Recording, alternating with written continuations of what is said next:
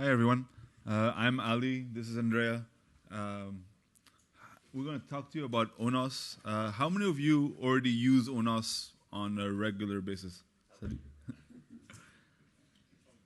Cool. Okay. All right. So a good number of you. That's good. That's good. That's encouraging.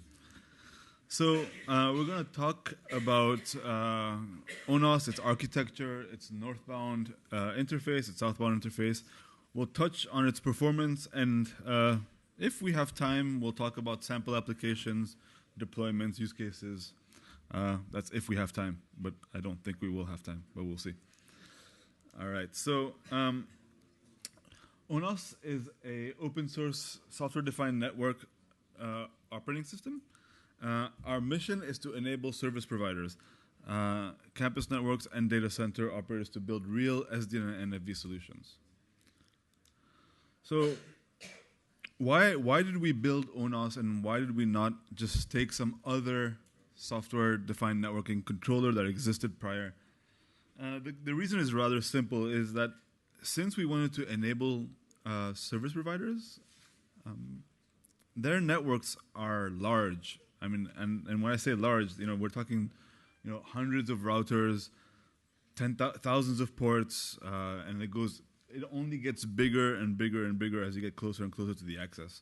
So there's a lot of scale, there's a lot of states to manage, and it seemed to us that no other controller out there was capable of managing this.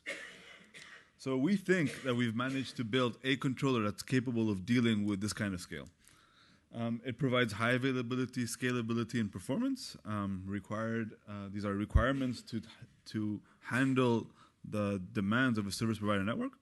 It has strong abstractions and simplicity. So as the people who have already used ONOS in this room can probably tell you, ONOS is really designed to help developers build network applications and not necessarily understand how to build a distributed application.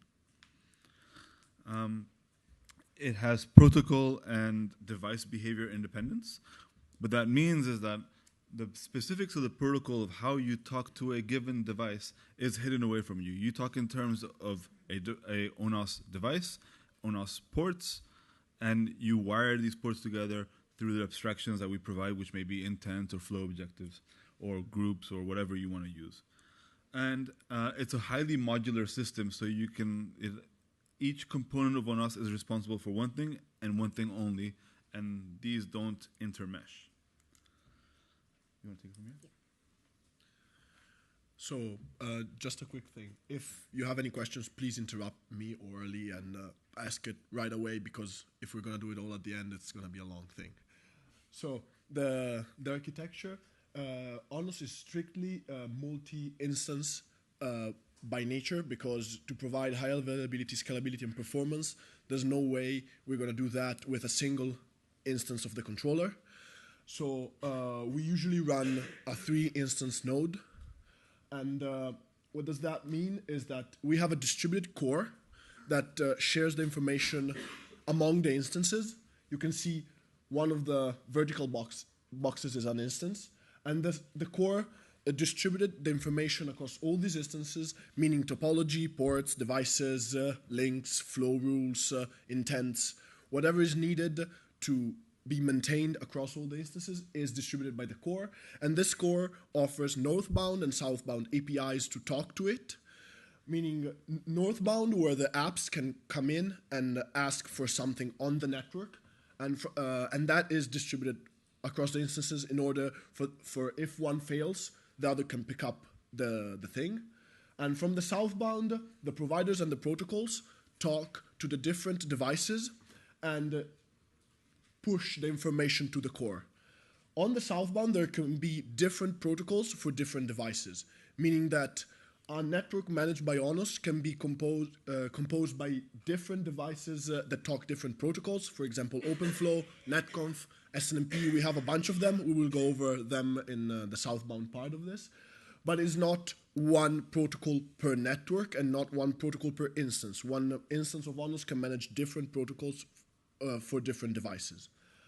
And so if one instance goes down, the distribution that we have in the core enables us to pick up the load of the network automatically without losing any information, any device, any packet, any flow rule, nothing, because everything is distributed in the core, so the other instance know all of it.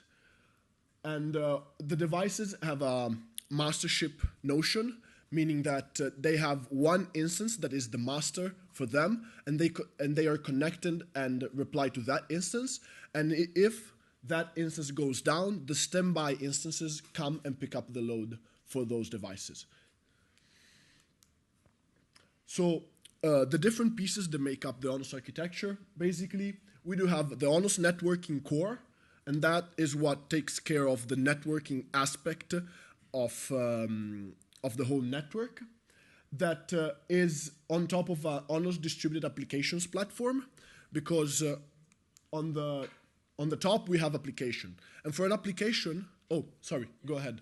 You said we can ask questions. Yes, please go ahead. Just one for clarification. If this instance of ONOS on the right fails, Mm-hmm. you say, yeah, it continues working. Yes. Okay, but does it imply that all the nodes need to be attached, controlled by all the controllers' instances, or? No, that's the thing. If, let's say, these two devices are managed by that instance, that is the master for those devices. So let's say in a netconf, they have a session with that instance, okay? And that instance only. But the core has notion about those devices. So the IP, port, username, and password, for example, are written in the core. Right. And the other instance have a standby state. Just a suggestion. Before asking a question, ask for the mic. Otherwise, it's not recorded. Okay? Thank you. So the other instance have a notion about the device, but they have no connection to it. Let's say this thing goes down, the other instances recognize that the master for those devices is not available anymore through our consistency protocol that is in there, and it's managed by Raft, and we will talk about it later, and simply establish a new connection to those devices. Okay, thanks. Okay, yes. Oh, yes. Just to follow up on this resilience mechanism, so you said there's an always running standby instance for all the instances. Are there built-in requirements about the timing of that kind of recovery? Or so the standby takes place, but did you set up any constraints to the timing for this kind of hot swap? What do you mean by timing? I mean, you might expect to have an out of service time because before the standby instance takes place, right? Oh. Otherwise, you have an outage for some time. Right. So in ONOS itself, there's no timing between like a node goes down and the shifting of load to the other instances. There's no timing there. Now, what you can do in ONOS is you can mark a node as in maintenance, right? And so but that's very application dependent. But what will happen is load will be shifted away from a physical device so that you can take it out, upgrade it, do whatever you need to do to it, and bring it back in function, in service. So that's two different things. So maybe, I don't know if I'm answering your question correctly. Yes and no. No, it is fine. It's fine. But if you're thinking about an underlying service that relies as an endpoint to a node that goes down, that service is affected. Sure. And and there are certain service requirements on that service, certain availability requirements. So based on the way the network and its virtualization responds, the service or these services are affected. That was my point. So here we're talking about a ONOS instance going down, not a forwarding plane device going down.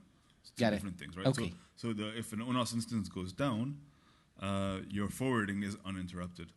Now, if a device goes down, ONOS picks that up, and if you've used our intent framework to provision that, then that will be automatically fixed for you, right? Okay. Because the flow rules that an instance installs on a device, even if that instance goes down, they're not removed from the device. All the policies that are installed on the device from an instance are not cancelled when an instance of ONOS goes down. Okay. All right. So the forwarding remains the same, and when the other instance picks up the load and picks up that device, simply continues managing that device with the flow rules that were already installed, for example, if we're talking about OpenFlow. Thanks. Okay. So I was talking about applications. From a northbound perspective, the application do not care about which protocol we are using to control each device. So we offer a northbound abstraction that enables us to hide this protocol and device complexity from the applications that only need to care about our northbound API.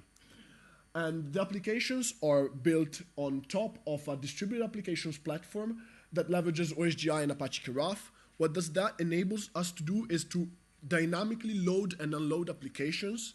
So let's say you have an already running ONOS cluster to manage your network, and then you built an awesome application that makes your network better. You can upload this application, activate it, and use it without having to tear down the cluster and having to tear down ONOS itself. It's just simply augmenting what you can do on your network. And remember the instances that we were talking about? The application is automatically distributed across the instances with its code and its functionality. So from an application perspective, ONOS is seen as one big blob. You ask something to ONOS, and ONOS gives it back to you. You don't even see the distribution part. An application can ask something to the first instance, and that something has to be done completely from the third instance because it's managed on those devices, and the application simply sees the result. It gets done. It doesn't see the replication. So another way to say what Andrea is saying is the routing of a request is handled by the core. Okay? So if you want to install a flow rule that is mastered by a third instance, from the first instance, you just push it on the first instance and it gets routed to the third instance. Okay? Automatically, you don't see it. You simply see the result. And we do offer 3 elements for you to interact with ONOS. That's REST API, graphic user interface, and command line. Those are completely external. If you build an application, you can also interact with ONOS via Java. And that's on-platform applications, the ONOS applications that you see there. And also the application can bring into ONOS graphic user interface elements, REST API elements, command line, and also distributed store. So if your application needs something to be distributed across the instances that is not already in the ONOS core, you can add a map within your application that leverages upon the distributed primitives that we will talk about, and that will automatically help you replicate the state across the instances. So we have a distributed cluster of instances. It's symmetric because each instance runs identical configuration software because it's distributed. It's fault tolerant because if one fails, the other one picks up the load. It's location transparent because, as we said, an app can interact with different instances and they don't care about how the routing of the request is done underneath. And the cluster is presented as a single logical instance. And it's dynamic because, as we were saying before, you can mark a node as in maintenance, bring it down, do some maintenance on it, bring it up, and the cluster will scale up again. So you have 3, and you need 4. You bring up another node, you tell ONOS, hey, there's another node for you. And the load of the network will be balanced among 4 nodes instead of 3. So this is an ONOS cluster, what we were talking about. Oh, sorry. So the idea here is this is for how ONOS does topology discovery. So no single instance collects the entire topology information from the data plane. Each ONOS instance is responsible for collecting the topology information from the subset, from the subnetwork it controls, and then this information gets propagated up to the distributed stores, which then collates this information into one large network graph. Okay. So by its very nature, topology and topology discovery in ONOS is eventually consistent. Okay. Yes. So this becomes kind of important in its implementation and how quickly you can interact with it. Yeah, because our main goal when we discover a device is to interact with it and use it, and then make the other instances know about it. And so that's why it's eventually consistent. Before, let's say ONOS 1 discovers these 3 devices, it talks to them, makes sure everything is okay, and maybe even uses them, and then they're pushed across all the instances. And this is the notion of master and standby we were talking about before. And this is what is offered to an application perspective. The application sees the complete topology through the topology store that we have in ONOS, and it sees as a flat topology, no notion about which ONOS manages the nodes. You can ask for it through the mastership service, but if you want simply the topology, you get a full topology, flat, no notion about mastership and all of that. And all the ONOS instances have the notion of the topology complete.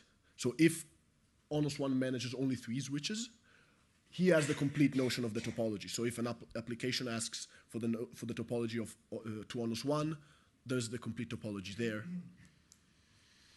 And this is how the topology and discovery and notification and state is replicated across nodes and inside a node.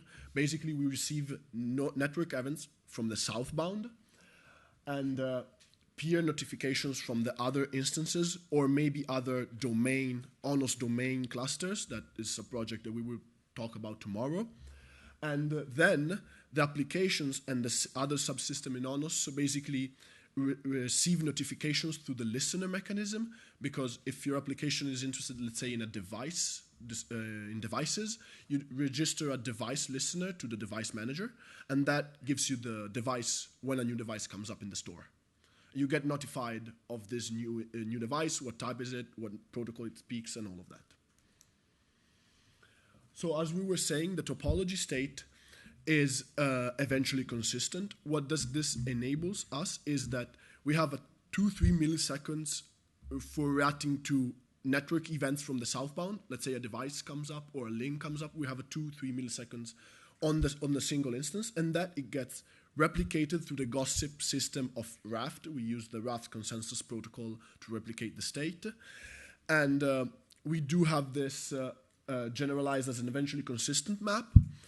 And the eventually consistent map basically provides you the methods for pushing something to the core, and then it gets replicated the first time the message goes around through the clusters. The cluster do not have to have consensus upon it for it to be replicated. From the northbound, we have strong consistency, meaning that if you are an application and you make a request, we want to satisfy your request. And if you make it to ONOS 1 and ONOS 1 fails, we need to make sure that all the other instances have your request, know your request, so it can be handled. If the eventually consistent map is for something that, if it fails, is not a network complete network failure or an application failure. So can you go back one slide? Oh yes, please. So the topology discovery, we're using this as an example of how to start explaining the distributed primitives that we have in ONOS. So the idea here is that you have network embeds coming from the southbound, and these network embeds combined with the network that's discovered by the peers, which come through as peer notifications. This information is all collated together to form the network graph, which is what you see in the middle there. And then this is notified to whoever is watching. So you get notifications about devices, notifications about links, and then you can make requests on the topology itself. So by the very nature of the topology, this is an eventually consistent thing, because you can in no way, the slide's gone. You can in no way discover all of the topology in one shot. So it eventually appears that you've discovered this link, that device, and you put it together.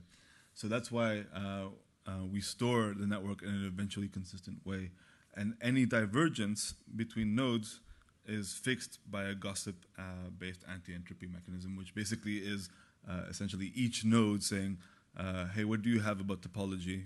And then they compare. And then the other node says, hey, what do you have about topology? And then they compare. And any divergence, they say, well, my timestamp is later than yours, so my version must be better than yours.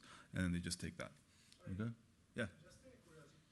Since eventual consistent may lead for transient very short time to some inconsistent topology view, does this may lead? Since eventual consistency protocol, I mean model of consistency may lead to for a very short time to inconsistent view of the topology. Do you think that this may lead to maybe looping problems that maybe in a large network with high speed could have some big impact on the network? Or So no, I'll give you two reasons for that. First, your source of the topology, is itself eventually consistent. Okay? So I have a network. To discover the topology, I need to observe it. The mere fact of observing the topology is an eventually consistent process. Okay? That's true for current protocols as well as SDN ways of discovering topology. The only way you can make it fully consistent is by telling ONOS, well, immediately correct is by telling ONOS what the topology is ahead of time. Okay? And the second reason why you might have, well, yes, you could have looping, but that depends on also how you're managing your network. If you are managing your network in a reactive fashion, right, and then not in a proactive fashion, then yes, absolutely, it can lead to routing loops or transient or temporary loops. But I would argue that if you're going to run a network the size of a service provider network, you're not going to run things reactively. You're not going to discover a new device or a new port and start provisioning flows to it. Okay? If you discover something random in your network, something's wrong with your network, right? You should know this ahead of time, that this device exists and how I'm going to be forwarding traffic. Does that make sense to you? There's another question over there.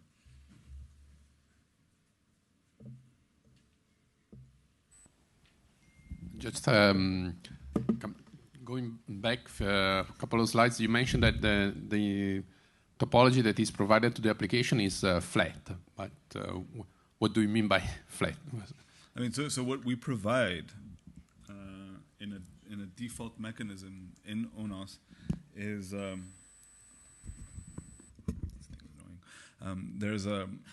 we provide a network graph.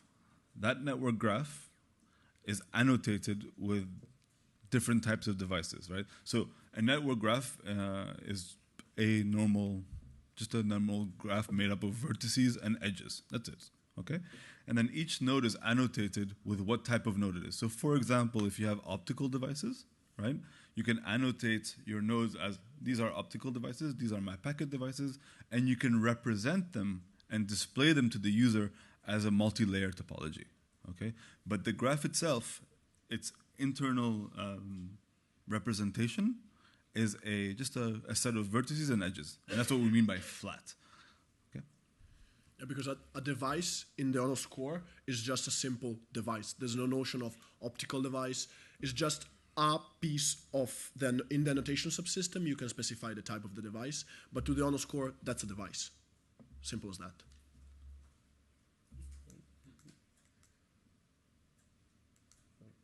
Okay. So the replication subsystem that we just talked about is one of the key features that we want to implement from the get-go.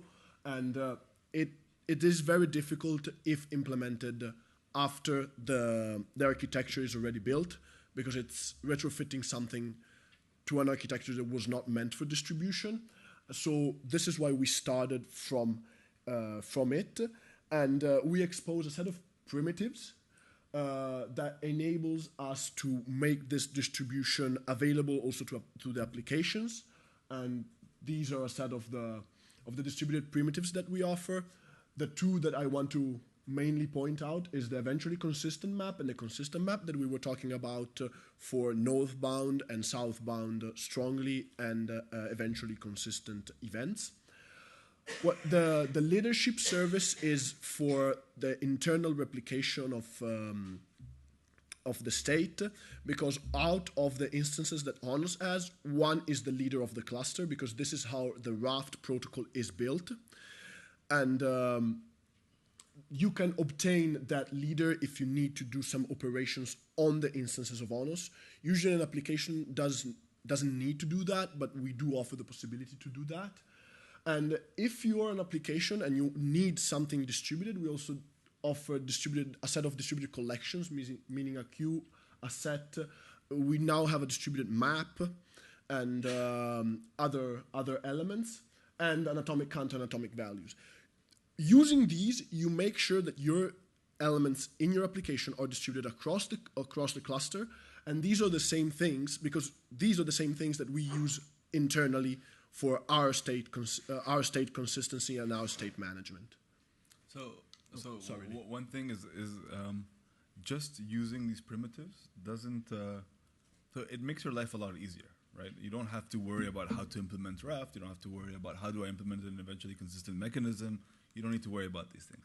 Now, what it doesn't do is that it doesn't free you of any worries about how distributed systems are built, right? If you want a fast and responsive application, say, I don't know, a multicast application that reacts to IGMP messages, right? And you expect tens of thousands of IGMP seconds because you have 5,000 subscribers, right? You cannot use a consistent map for that, right? A consistent map, its update rate is in the order of thousands per second at the very top. You need to use an eventually consistent state, an eventually consistent map. Sorry. So what I'm trying to say is you still need to know what the performance requirements of what you're trying to build. Okay, so it doesn't like free you of that. You still have to understand, but it makes your life a lot easier because you don't have to rebuild, a distributed mechanism. Basically, we're offering a tool. If you choose to use a screwdriver to change the wheel of a car, that's not going to work. But that's the idea. So the idea of offering these primitives is that you take care of the business logic of your application, and you leverage upon the tools that we offer. We offer these set of tools for you to use and make your application better, but you still have to think on how to use them.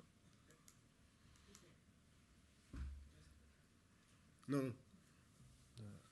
Take from here. Yeah, sure.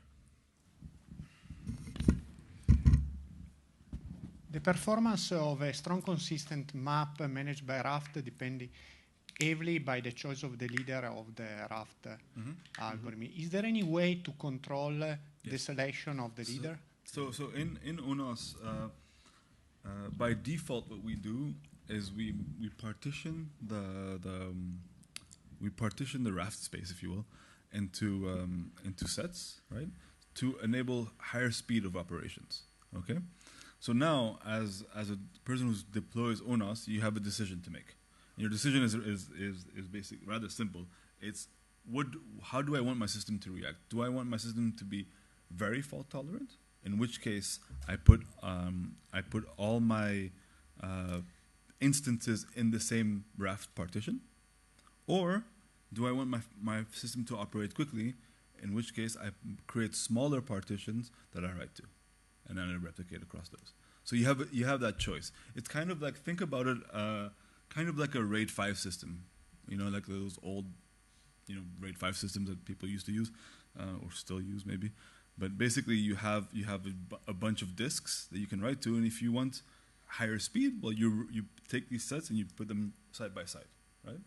If you want higher resiliency, well, you put them all alongside all in one set, and if multiple of them fail, then you're okay. As long as n over 2 plus 1 don't fail, you're safe, right? That's the trade-off you have to make.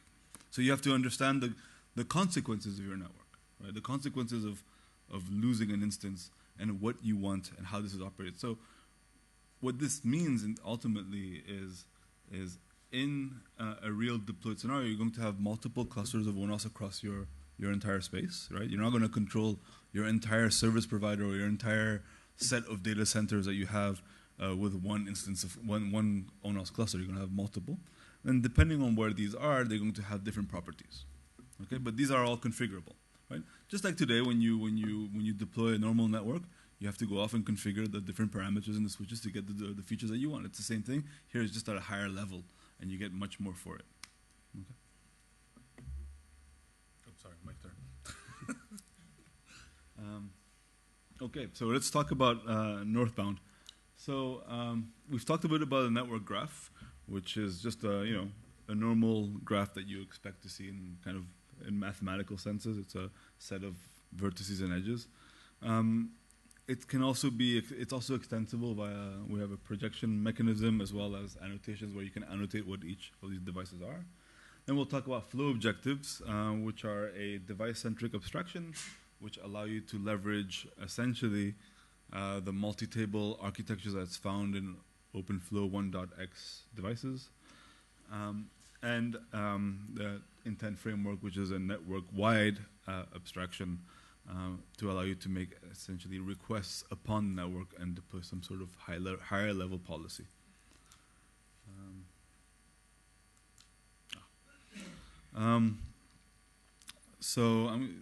Well, we've already been through this several times, so let's get that. So how many of you are familiar with, like, say, OpenFlow 1.3? Good, a lot of you. So you know the problem I'm talking about. We have a multi-table architecture, right? And programming these different, so you have multiple devices. You buy a switch, a white box switch from one vendor, it comes with a certain pipeline. You buy a switch from another vendor, it comes with another set of pipelines. And then how do you solve this problem? You have one SDN application, and how do you make it portable across these different pipelines? You don't want to embed the pipeline logic in your application because then it's bound to that single device, right? So you can't move across. So here, yes? Yeah, hi. Could I just ask, when you say about the multiple abstraction, do you mean something like OFDPA? Yeah, for example, like multi-pipelines, yes. OFDPA, and there's a whole bunch. NoviFlow has one, Corsa has one, everybody has one, right? And they're all different, just to make our lives nice. So the idea with SDN and the promise of SDN was that we would write an application once and run it on any hardware, right? And then OpenFlow 1.3 came along, kind of said, no, not anymore. So we've introduced this thing called the flow objectives. It's a service in ONOS, it's an API. And it's the first attempt at interoperability between OpenFlow 1.3 devices. No other controller has this. You have the flow objectives, and under that you have a driver for each device. So these drivers take in flow objective constructs and convert them into the set of flow rules that are relevant for that device. So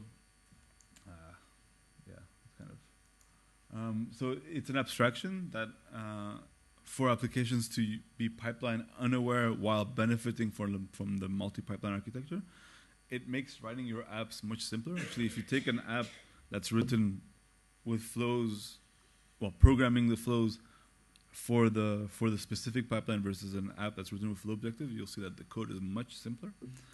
And again, it's the first attempt at achieving interoperability. So you can run multiple OpenFlow devices with different pipelines. Actually, we have a demo of this where we run 6 different OpenFlow 1.3 devices that each have a different pipeline, and they're all peering with each other over BGP, and we're forwarding across them, and we're running exactly the same application on all 6 of them. We don't modify the application. The only thing that changes is the driver that's loaded. So the idea now is if you want to use the system and you have a new device that's not currently supported by ONOS, is you would write a driver for that device. And there's lots of examples in the code base of how you would write that driver. It's kind of straightforward. It's a little boring to write the driver, but it's always boring to write drivers. So what can you do? Okay, so let's move on to the intent framework. The intent framework is a network-centric interface. Basically, what you're doing is you make requests of what you want to the network and not how to do it. ONOS decides on how to best do it.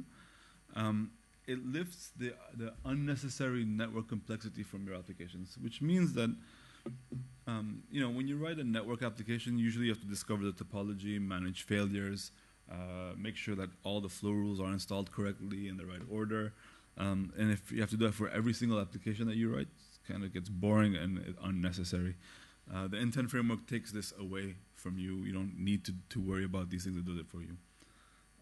And the semantics of your request are maintained across failures in your network. So if a device goes down, a link goes down, the intent framework detects this, figures out which intents are infected by this, recalculates, and routes around it. Again, it's highly available, so your intents, once you make the request, are spread across the cluster. One leader is elected. That leader does the work and installs the flows. It's scalable, and it's high performance. All right, so let's take an example of a very, very simple intent, a host-to-host intent. So we have a network, and we want to connect these 2 points together. So we just build that intent. We describe the two endpoints that we want to connect, and we submit this to the intent service API. And at that point in time, your job is done. As an application, you've done your job. You said, hey, I want you to connect these 2 points. Go off and figure it out. You move on with life. Your application can go off and do other things. It's a completely asynchronous API. So what happens behind the scenes is the host-to-host intent is compiled into path intent, one path intent for each direction.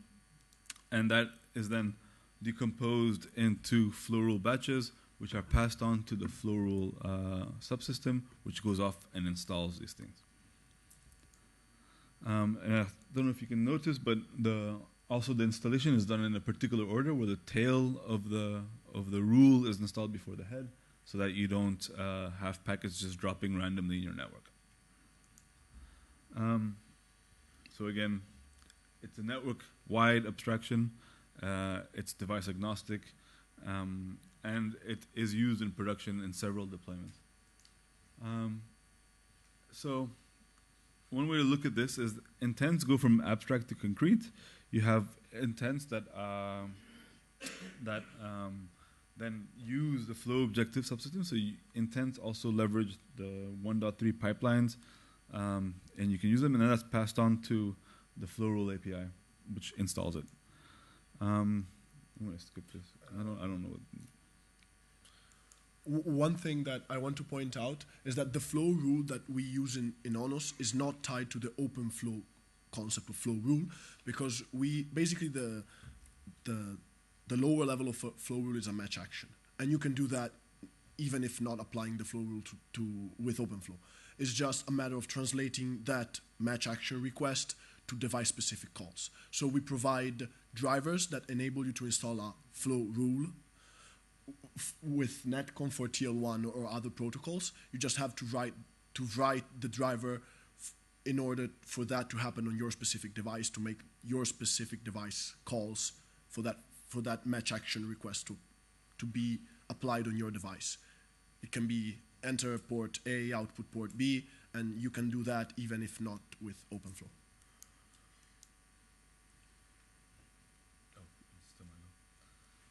Okay, so part of the northbound is also configuration. So you can pass configuration to ONOS via the network configuration subsystem. It's essentially you pass it JSON blobs that describe whatever you are needing to describe. So, for example, I can attach a driver to a particular device. I can say that this device should tag packets with a certain VLAN, and so on.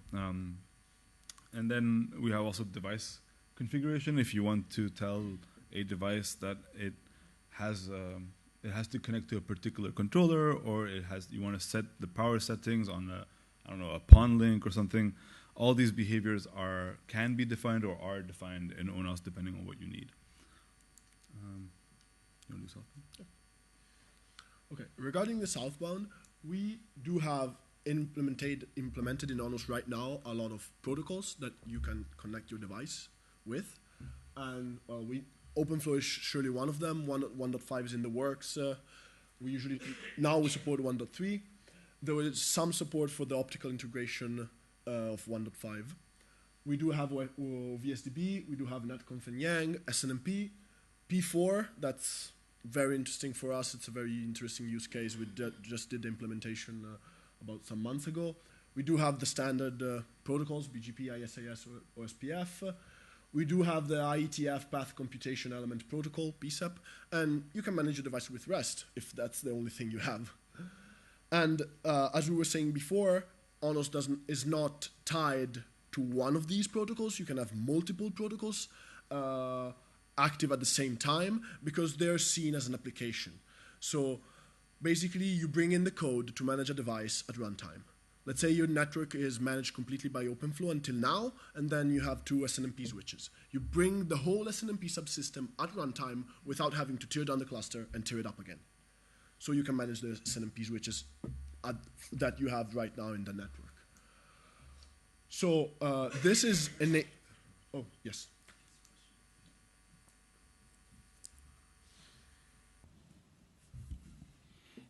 So you said you are able to speak a number of protocols. Now, on what data models do you rely? Because when you want to get to the very devices, you need to know the way the resources are modeled. Do you rely on standard data model, if available, or on vendor-specific ones? Okay, we try to rely on standard models as much as possible because we believe that we don't want to tailor the environment for every specific switch that is, because, I don't know, a vendor A names the port, and a vendor B names the port B. And we don't want to tailor that for every specific. So if you support a standard model, that's what we would like you to have. And if you don't support standard model, you can write your specific things in the driver subsystem that I'm going to talk to you about right now.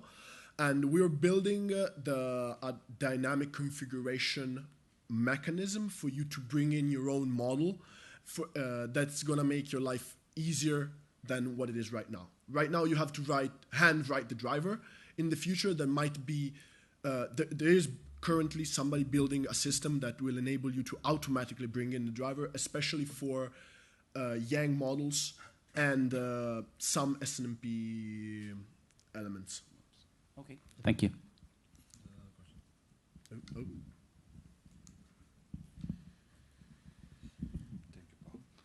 A couple of questions. First one is about, I don't know if you already touched a little bit this topic. If the network operating system is able to make some priority on the application that stay on the top. I mean, for example, if I am a service provider and I need, for example, to develop a network monitoring tool that is engaging some of the pieces, physical or virtual, and this monitoring tool may be intrusive or maybe have a side effect on the real performance of the network. Can I, from the top, provide some intent to stay, this is a monitoring tool, I want it to be in second priority respect to the other application. Okay, correct. Second question is about security. If you already have inside ONOS some idea about to implement some conventional or unconventional tools to protect the network operating system from security attacks, or maybe you provide guidelines to the service provider on how to defend the network operating system from security attacks. So the first question, which I can't remember anymore. It was the one about basically providing apps with priority. Oh, right. So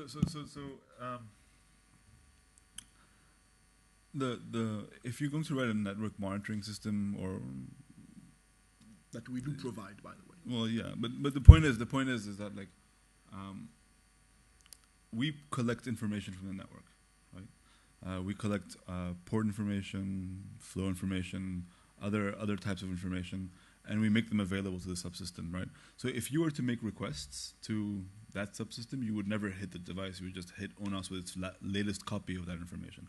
Kind of how it works right now on real devices. If you go off and do an SNMP get on your port counters on your physical switch, right?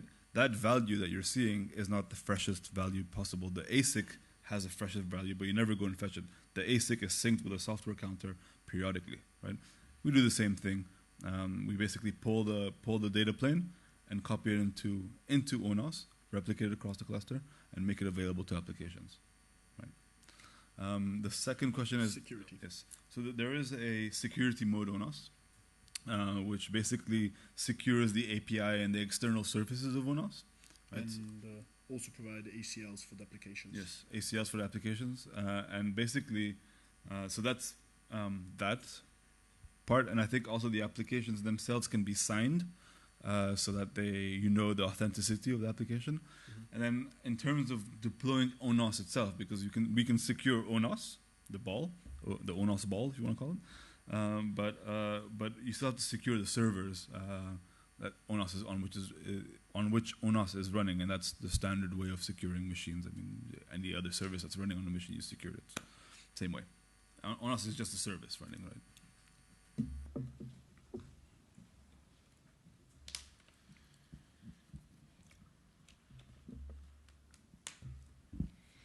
How are you dealing with the PCEP protocol? Because with the Internet framework, for instance, you just send the explicit root objects and then you rely on RSVP, or how do you control the elements, and how you discover the topology? Because it's a completely different architecture. Right. So the PCEP subsystem is currently incompatible with the Internet framework. It's actually pretty straightforward. It's incompatible, yes. And it's a shame. But it's something we could work on. But it's priorities. We're less interested because it was built not by us, but from a collaborator and a partner, and they built it for their use case, and they plan to integrate. I know the guys that developed it, and they plan to integrate in the intent subsystem. But also the intent subsystem is undergoing refactoring to make it even better as the intent framework. And so the idea is that when the two pieces get to a final point, they will be merged together. Regarding the priority of the applications, the previous question, it's still not clear to me. If you can make an application to listen to an event, so how do you decide which application will take care of that event first? So when you register for events, you can register in groups. You can say I am an administrator, I am a operator, and I forget what the last group is, and you get the events in that order, right? Mm-hmm. But there is no other than that kind of ordering. There is no specific ordering of which application can react to which event. That's true for all events. Like if you see a link come up, all applications effectively see that link come up roughly simultaneously, not exactly simultaneously, but roughly. For packet-ins, on the other hand, like if you actually were to receive a packet-in, an application can insert itself at the head of the queue and say, I will handle this packet-in, and then it can block the context in which that packet-in is received. So when we receive a packet-in, we actually wrap it in a context, and that context can be blocked, which disables any other application behind from modifying that packet, or from modifying or reacting to that packet for that matter. So now, I mean, you can say there's pros and cons for all this, right? Because you can say, well, that seems like a denial of service attack. I insert an application at the head of the queue, and all the other applications can't do anything anymore, and that sucks. Which is maybe true, but at the same time, you're deploying ONOS in a controlled environment. You're the administrator of ONOS. You know what's running on it, and you configure it. It's kind of like saying, I installed my Linux machine, and someone run rm-rf/ on my machine. What the hell? Well, yeah, you gotta know what's going on your machine. So it's the same argument here. Okay. Thank you. Okay, so the idea of the southbound is that you can have it modularly without having to change the core. So in the core, there's no notion about the protocol except for the annotation in the device. And through that annotation and the device ID, the request gets routed to the protocol in the southbound. So we have different providers that leverages upon different protocols, and based on the device ID, we choose which provider to use for the specific device, and that provider knows how to talk to that device. And that's how we maintain a simple core without no notion of protocol, because we don't want to predicate our success on a success of a single protocol. If tomorrow somebody discovers a very bad flow in, let's say, OpenFlow, we don't want ourselves to be ONOS to be just killed because we supported only OpenFlow. We just take out the OpenFlow subsystem. You still have other 10 subsystems to talk to devices on the southbound, so you can still use ONOS. That's the idea, because the core has no notion about the protocol. That's something that I want really to be clear about, because a lot of people made the point that there had to be some notion in the core. No, there's no need for the protocol to be known in the core, except for a little annotation through which you decide which southbound protocol you use for that. The core is simply the notion of the device. That is a netconf device, okay, but that's a string, basically. And this enables us to do testability, extensibility, and performance, because you can extend it at runtime, you can test it at runtime. Your network has 2 SNMP devices, you want to test something on them, you bring up the SNMP, you do testing, and the other part of the network that is managed by OpenFlow, you keep it by OpenFlow. And that's not going to fail because you're doing testing on SNMP devices. And to support specific things for specific devices, we introduced the driver subsystem. Basically, a driver is a collection of behaviors. A behavior can be something like what Lee was talking about before, a way to specify the controller for a device, the way to specify the port power on a PON link, or, for example, the thing that enables you to translate from the concept of the flow rule in ONOS to the calls of your specific device. So you have a set of behaviors that are defined by an API and an implementation.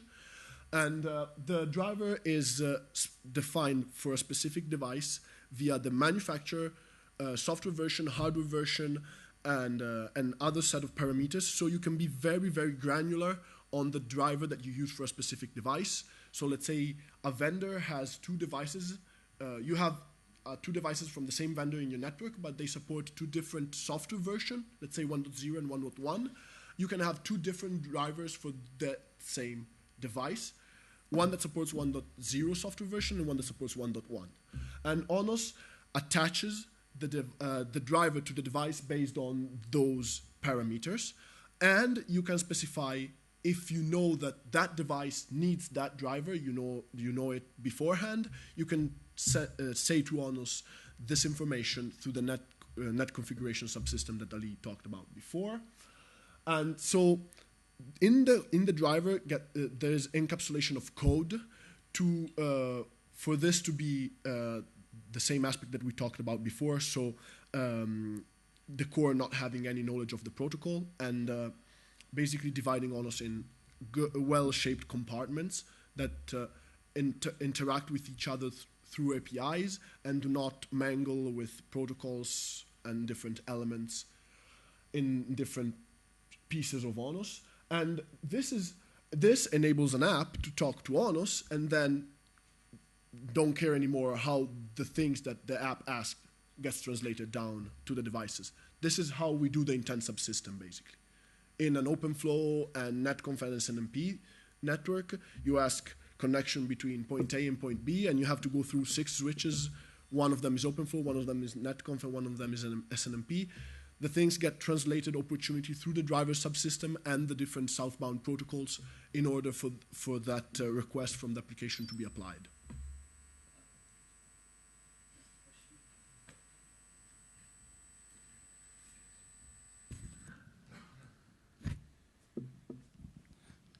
Looking at an industry ecosystem, who in your view does the development of the driver to plug into ONOS? Okay, the vendor of the device, or for example a subject like ON Lab? And can you comment, based on your experience, what would be the production time? Because I understand that the beauty of that is the seamless capability to swap and to change version in the network, yes. Right? Now, looking at the production chain perspective, who are the players and foreseeable times to produce a new driver? So the hope and has happened for some devices that the vendors write the drivers. We've written a lot of them, because we just needed them, like for OFDPA and stuff like that. We've written our own drivers, but we would very much like that vendors start writing their own drivers. Now, in my opinion, that won't happen because in some way some vendors feel threatened by something like ONOS. So it's up to the service provider community to put some pressure on the vendors to say, like, we want you to support ONOS, and the way to support ONOS is to write a driver for ONOS, right? So you have to, we're kind of hoping that this will happen, and it's happening in some cases. It is happening. Now, the complexity of writing a driver really depends on how many. So a driver is not this kind of monolithic piece of code. It's a driver in ONOS is a surface with multiple facets. And these facets are called behaviors. So depending on how many behaviors you want to support, the driver gets more or less complicated. And the pipeliner driver, which is the pipeliner behavior, which is the one that converts flow objectives into flow rules for 1.x OpenFlow devices, that's the most complicated one. We also saw some instances of our collaborators that wanted to deploy ONOS on their network, and they saw a lack of a driver, and so instead of the vendor coming in and writing that driver, they wrote the driver. So they said, oh, I want to manage that device with ONOS. There's no driver for it, and since if it's not that complicated driver to write, it's a fairly simple task to do. It's self-contained, at least from a code perspective. It's fairly straightforward to write, and you don't have to know all the internals of ONOS to do that. Especially if the API for the driver is already there. So if the pipeliner API is already there, you just have to implement the pipeliner and call your device with the specific calls. So some of our collaborators that deployed ONOS on their networks or on their testbeds had some need for the drivers, and they put 1 or 2 developers on this task, and they managed to get the driver up and running in a fairly quick time. Right, thanks. Yes. Need to speed up, I guess, right? Yeah. I guess we can do this after. Oh, we won't do this. Oh, okay. So let's just take exactly. Yeah.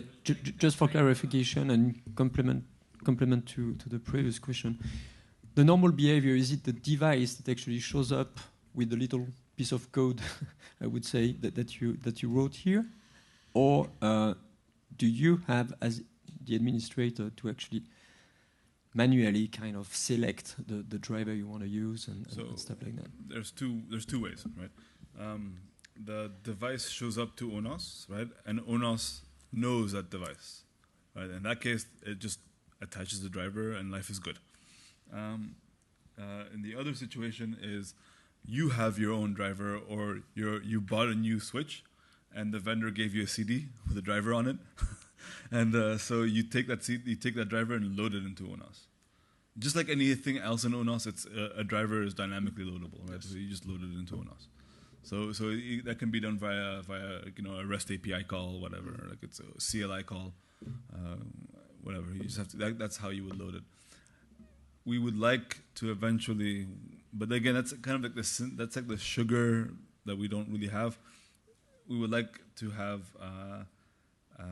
the ability to, that when a device connects, to go fetch the driver and install it. But that wouldn't be such a big problem to do. It's just that it's boring. And that's something that's going to happen in the dynamic configuration subsystem? No, not really. Kind of, maybe. Yeah. For the Yang perspective, at least. One more. Well, he wants to continue.